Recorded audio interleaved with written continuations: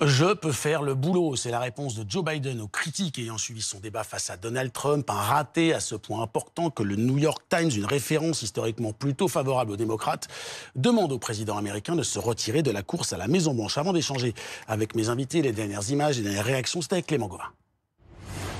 En meeting en Caroline du Nord, Joe Biden est chaleureusement applaudi. C'est pourtant un président américain dans la tourmente depuis 24 heures qui se présente devant ses sympathisants. Je ne marche pas aussi facilement qu'autrefois. Je ne parle pas aussi aisément qu'autrefois. Je ne débat pas aussi bien qu'autrefois. Mais je sais ce que je sais comment dire la vérité. Une réponse de Joe Biden à la suite des nombreuses critiques après son face-à-face raté contre Donald Trump, où il est apparu diminué et évasif, incapable de faire face aux attaques répétées de son prédécesseur. C'était tragique. J'espérais beaucoup que Biden ferait bonne figure et je soutiens Biden. Mais maintenant, je ne sais pas quoi penser. Je veux dire, je ne sais pas s'il est apte à se présenter. Une performance jugée inquiétante par ses sympathisants, mais aussi par le prestigieux journal américain le New York Times, au point d'appeler l'actuel président des États-Unis à se retirer de la course à la Maison-Blanche. Monsieur Biden a été un président admirable. Mais le plus grand service public que pourrait rendre aujourd'hui M. Biden serait d'annoncer qu'il ne se représentera pas à l'élection. Pour l'instant, hors de question pour Joe Biden de laisser sa place. Mais qui pour le remplacer? En coulisses, des membres du Parti démocrate ont commencé à sonder d'autres candidats. Des visages comme celui de Kamala Harris, du gouverneur de Californie Gavin Newsom, ou même celui de Michelle Obama pourrait émerger. Réponse le 19 août prochain, lors de la convention du parti à Chicago. Et pour en parler, j'accueille Ulysse Gosset. Bonsoir Ulysse. Bonsoir. Éditorialiste politique international BFM TV. Bonsoir André Caspi. Bonsoir. Historien, spécialiste des États-Unis. À distance avec nous, Amy Porter, porte-parole des démocrates. Abroad, pardon, Ami, pour mon accent déplorable, vous le savez évidemment. Mais pour débuter, on va retrouver le correspondant de BFM TV aux États-Unis, Antoine Hollard. Bonsoir Antoine. Est-ce qu'on peut dire que Joe Biden a contre-attaqué après les demandes de retrait ? Oui, effectivement. En tout cas, Joe Biden avait vraiment la volonté de reprendre la main pour faire oublier ces images désastreuses de ce débat où il a totalement perdu pied. Vous l'avez vu en meeting devant ses militants. Il est apparu dynamique, combatif, avec ce message « Je peux faire le boulot ». Un message d'ailleurs qu'il a à nouveau répété hier soir lors d'un événement avec la communauté LGBT à New York. Alors, est-ce que ça va suffire à rassurer? On sait qu'en coulisses, il y a énormément d'inquiétudes. Une partie des démocrates estime que Biden ne se remettra jamais de ce débat et qu'il faut absolument le débrancher, trouver un plan B, un autre candidat pour aller affronter Donald Trump. Ça, c'est en coulisses. Mais personne, pour le moment, n'est venu devant la caméra pour dire qu'il fallait que Joe Biden jette l'éponge. C'est que des déclarations en off ou sous couvert d'anonymat. Les démocrates qui prennent la parole, au contraire, eux, montent au front pour sauver le soldat Biden.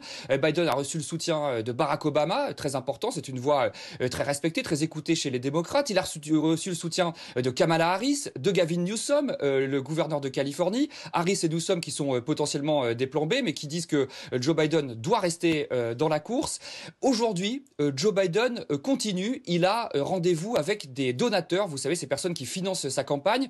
Rendez-vous très important. On verra quelle est l'ambiance, quel est l'accueil. Si les donateurs commencent à lâcher Joe Biden, là, le président américain aura du souci à se faire parce que l'argent, c'est vraiment le nerf de la guerre pour mener une campagne présidentielle aux États-Unis. Alors pour le moment, ça n'est pas le cas du tout. Au contraire même, dans les 24 heures qui ont suivi le débat, la campagne de Biden dit qu'elle a levé 27 millions de dollars. C'est beaucoup. Donc pour le moment, Joe Biden s'accroche, il continue. Les démocrates, leur message, c'est de dire que oui, Joe Biden a eu une mauvaise soirée, il n'a pas été bon pendant ce débat, mais que ça ne remet pas pour autant en cause sa candidature. Merci beaucoup Antoine. André Caspi, est-ce qu'on se fait des nœuds à la tête pour rien ou est-ce qu'il y a un vrai problème de Joe Biden ? Il y a un vrai problème de Biden, incontestablement. Et je crois que sa comparution, si l'on peut dire, devant les donateurs sera certainement décisive. Mais d'un autre côté, je voudrais quand même souligner la responsabilité de Joe Biden, parce que rien ne l'obligeait à tenir un débat contre Trump au mois de juin. D'habitude, les débats présidentiels ont lieu au mois de septembre. Alors, il a voulu le mois de juin pour montrer en somme que il avait un peu de retard dans les sondages et qu'il pourrait rattraper ce retard grâce au débat avancé. C'est le contraire qui s'est produit. C'est-à-dire qu'il est responsable directement de la situation dans laquelle il se trouve. C'est un peu le paradoxe de la situation. C'est-à-dire qu'effectivement, ce que dit André Caspini, c'est-à-dire personne ne lui demandait d'aller si tôt face à Donald Trump. Et il y est allé, et ça se retourne contre lui pour l'instant. Oui, sauf que l'enjeu, c'était de pouvoir démontrer aux Américains qu'il était suffisamment en bonne santé pour pouvoir diriger l'Amérique pendant 4 ans de plus. C'était ça l'objectif. Et il pensait qu'il était en forme et suffisamment apte à affronter Donald Trump. Patatras, le scénario, évidemment, a fait pchit. Ce qui fait qu'aujourd'hui, les démocrates sont en plein désarroi. Et vous savez, aux États-Unis, il y a, en Grande-Bretagne aussi, en anglais, il y a cette expression « damage control ». Il faut essayer de limiter les dégâts. Et tout est fait, effectivement, et la Maison-Blanche est dans une sorte de campagne de persuasion, avec un argument de poids, c'est que hier, il y a eu un meeting de Joe Biden en Caroline du Nord, où il était dans sa grande forme. On a vu les images en direct hier. On l'a vu en direct, d'ailleurs, effectivement, ensemble. Ça veut dire que Joe Biden ne veut pas lâcher prise, et le New York Post, un tabloïd de New York ce matin, disait... je n'arrêterai pas, sauf sur mon cadavre. Vous voyez, donc il est là pour tenir jusqu'au bout. Même si, effectivement, l'image est un peu compliquée parce qu'il est âgé et beaucoup d'Américains pensent qu'il n'ira pas jusqu'au bout d'un éventuel deuxième mandat. Donc on est dans une situation de crise totale et d'autant plus sérieuse que le temps est très limité pour éventuellement trouver un autre candidat. Trouver l'argent pour la campagne, c'est $1 milliard, hein, et s'assurer que tous les Américains sauront quel est le vrai candidat. Là, il va y avoir un point d'interrogation qui durera au moins jusqu'à la convention du mois d'août à Chicago. Et puis après, il y aura le débat du 10 septembre prochain, le deuxième. Est-ce que Biden pourra aller jusque-là? On sait que sa femme est derrière lui et on l'a vu dans des vidéos extraordinaires où elle le félicite d'avoir posé les bonnes questions, d'avoir été réactif. Bref, c'est son candidat et pour l'instant, elle ne le lâche pas. Annie Porter, est-ce que c'est toujours... Je reviens à vous, André Caspini. Est-ce que c'est toujours votre candidat, Joe Biden? Mais évidemment, je suis ravie de faire partie du damage control, comme dit Lise si bien. Évidemment, c'est le candidat. À part le fait que politiquement, ça serait complètement stupide de changer de candidat à 4 mois de l'élection, mécaniquement, c'est pas vraiment possible parce que le nom d'un éventuel nouveau n'est pas sur les bulletins de vote dans les 50 États et on n'aura pas le temps de le faire. Tout l'argent que la campagne Biden-Harris a récolté, des centaines de millions de dollars, n'est pas transférable à un autre candidat. Tout ça pour vous dire que Biden, comme il a dit hier en Caroline du Nord, quand on me met par terre, je me relève. Donc, le candidat ne changera pas. Les médias vont parler peut-être jusqu'à la convention, mais je peux vous dire qu'au sein de la campagne Biden, personne n'en parle. André Caspini, vous vouliez rajouter quelque chose? Non, ce que je voulais simplement ajouter, c'est qu'il y a eu dans l'histoire des États-Unis le cas, l'exemple d'un président qui a renoncé à se représenter. C'était Lyndon Johnson en 1968. Mais il avait annoncé le 30 mars. C'est-à-dire que ça laissait quand même une certaine distance par rapport à la Convention. Et n'importe comment. Le résultat, c'est que le président qui a succédé à Lyndon Johnson, c'était Richard Nixon, le républicain. C'est-à-dire que le candidat démocrate a été battu. Autrement dit, c'est un exemple qui montre que lorsqu'un président en exercice renonce à se représenter, c'est évidemment une faiblesse qu'il manifeste, et cette faiblesse se traduit généralement par une baisse dans les sondages et vraisemblablement par un échec lors des élections de novembre. D'autant plus, Ulysse, vous m'affirmez si j'ai tort, mais qu'il n'y a pas de grand candidat potentiel qui se dégage. On n'a pas un démocrate comme ça qui... André Caspini n'a pas l'air d'accord. Je reviens à vous. C'est vrai qu'il n'y a pas un homme capable, comme Biden, de rassembler autour de lui tous les démocrates. Et c'est un parti qui va de la grande gauche du parti, l'extrême gauche du parti, jusqu'à la droite du parti. Les démocrates sont, on l'ignore, mais souvent très conservateurs. Mais il y a aussi une gauche. Et donc... pour réconcilier, il fallait que Biden reste. C'est pour ça, en fait, qu'il est resté sans doute. Parce qu'il avait promis de ne faire qu'un seul mandat pour être une sorte de relais entre le mandat précédent et le suivant. Il n'a pas tenu parole, d'ailleurs. Mais il y a quand même au moins une demi-douzaine de grands gouverneurs américains, de la Californie au Michigan, on les voit qui sont ici, qui sont capables d'incarner une candidature, mais ça risque de diviser le parti, c'est ça le problème, et surtout il y a très très peu de temps. Donc il y a vraiment une sorte de compte à rebours qui est lancé. C'est vrai que changer de candidat au milieu du gué, c'est extrêmement risqué, et les exemples historiques qu'on vient de voir démontre que c'est dangereux et que ça peut amener à la perte de la Maison-Blanche pour les démocrates. Donc c'est un débat, je dirais, fondamental. Et pour ça, si vous voulez, il y a 3 grands personnages qu'il va falloir suivre dans les jours qui viennent. Il y a évidemment, on en a déjà parlé, Jill, l'épouse de Joe Biden, qui elle est en grande forme. Et pendant les meetings, c'est elle qui fait... elle fait la claque, comme on dit quasiment. Qui fait la claque, absolument. Mais il y a aussi donc Barack Obama, qui a été assez discret pendant le mandat de Joe Biden, on peut le dire, qu'il n'a pas vraiment soutenu, il a quasiment jamais dîné avec lui à la Maison-Blanche. Enfin, bon, il était absent. Et là, que va-t-il dire? Pour l'instant, il soutient Joe Biden. Il y a évidemment les époux Clinton, et Hillary, pour l'instant, dit « je soutiens Biden ». Tous ces grandes figures du parti vont devoir se prononcer dans les semaines qui viennent. On ne peut pas imaginer qu'ils renoncent là tout de suite parce que le choc serait trop grand. Mais progressivement, je pense que les stratèges du parti vont d'abord voir qui pourrait être vraiment le bon candidat, faire des sondages discrets mais pour voir si ça peut fonctionner, voir si on peut gagner du temps pour ramasser les fonds, si j'ose dire, les fonds de campagne qui sont considérables, et pour être prêt à la convention. Et c'est là, je dirais, la grande date butoir. D'ici le mois d'août, il peut se passer beaucoup de choses aux États-Unis. André Caspi, vous n'aviez pas l'air convaincu par ma question à Ulysse Gosset sur le manque de tête d'affiche chez les démocrates pour prendre la succession. En effet, il y a beaucoup de gouverneurs qui pourraient prendre la place de Joe Biden. Mais aucun de ces gouverneurs ne se détache vraiment. Celui dont on parle très souvent, c'est le gouverneur de la Californie. Mais le gouverneur de la Californie, il a un handicap considérable. C'est qu'il est gouverneur de la Californie.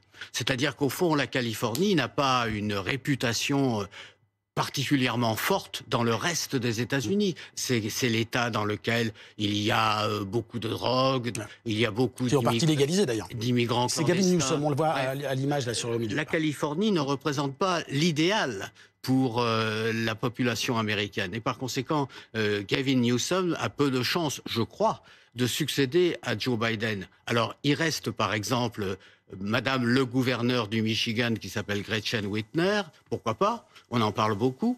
Mais encore une fois, Gretchen Whitmer, elle est très bien à Détroit, elle est très bien dans le Michigan, mais il n'est pas certain qu'elle puisse réunir une majorité, ne fût-ce que de démocrates. Parce que comme l'a dit Ulysse Gosset, les démocrates, c'est un parti extrêmement divisé.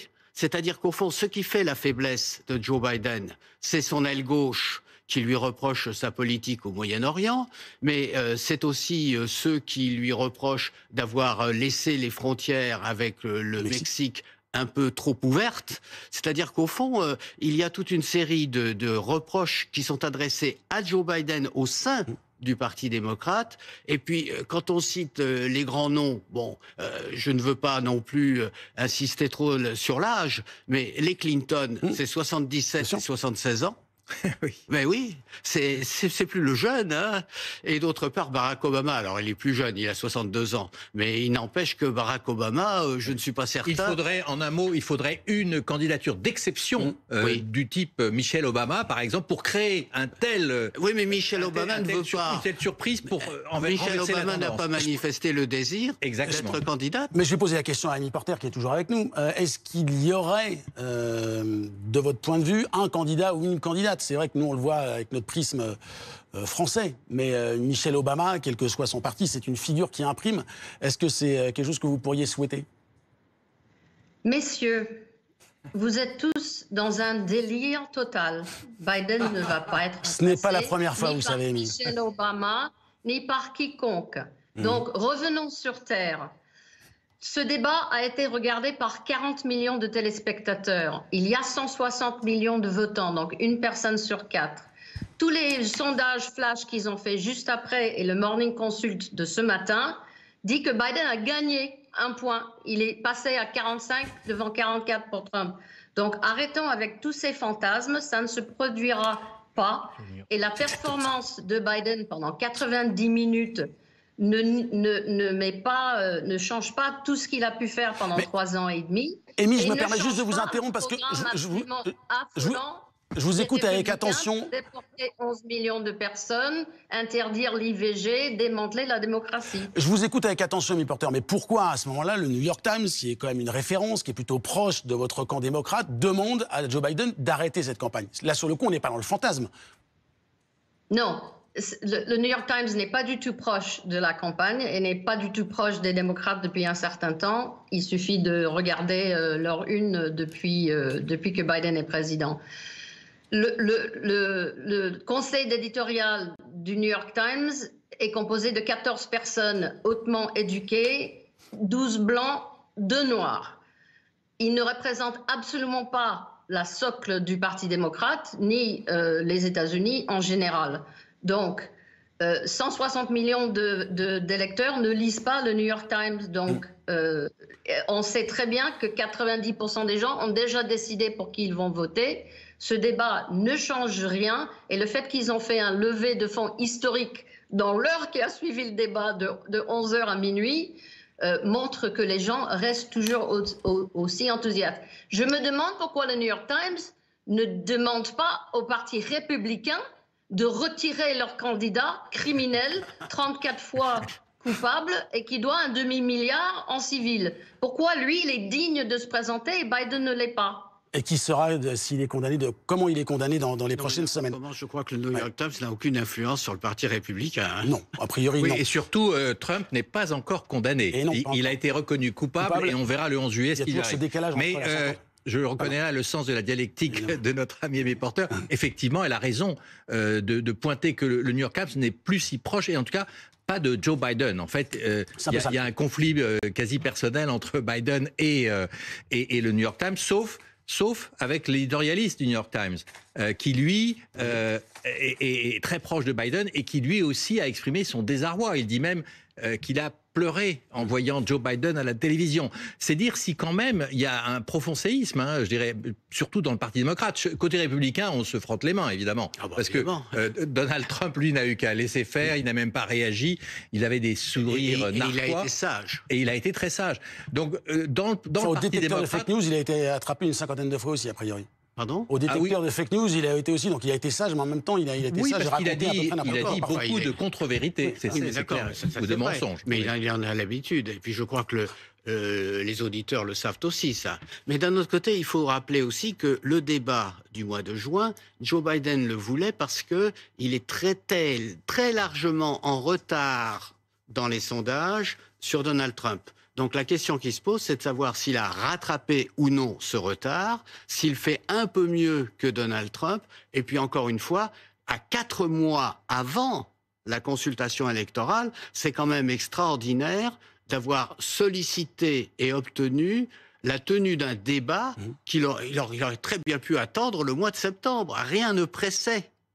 Si on élargit, ça dit quoi de l'Amérique de 2024 ce débat entre quelqu'un qui va peut-être être condamné, quelqu'un qui a visiblement, qui est une personne âgée, 81 ans, des deux camps complètement radicalement opposés, parfois de façon très violente. Écoutez, il m'est arrivé dans ma carrière d'étudier la présidence de John Kennedy. Je dois dire que c'est une différence considérable. Ouais. Parce qu'à l'époque, en 1960, on reprochait à John Kennedy d'être trop jeune. Il n'avait que 43 ans. Donc aujourd'hui, encore une fois, c'est l'âge qui joue un rôle important, à moins que Joe Biden ait tout l'humour de Ronald Reagan en 1984. Il avait à l'époque 73 ans, quand Ronald Reagan disait à son adversaire « Je ne vais pas vous reprocher votre jeunesse ». Mais moi, je suis président des États-Unis et ça a fait rire tout le monde. Et ça lui a permis d'être réélu. Voilà, tout le monde n'est pas Ronald Reagan. Les Ronald ont souvent un certain sens de l'humour. Le mot de la fin, Ulysse, en 30 secondes. Ça traduit surtout, je pense, le clivage entre les deux partis et le reste du pays, et le pays réel, qui pense que pour l'Amérique, il faudrait un autre président que Trump ou que Biden. Il faudrait effectivement un jeune président qui incarne l'avenir. Et malheureusement, les deux papis qui sont candidats ne sont pas vraiment cette incarnation. Merci Ulysse, merci André Caspi, merci beaucoup Émilie Porter. À très bientôt et merci également à Antoine Hollard d'avoir été dans PFM Story.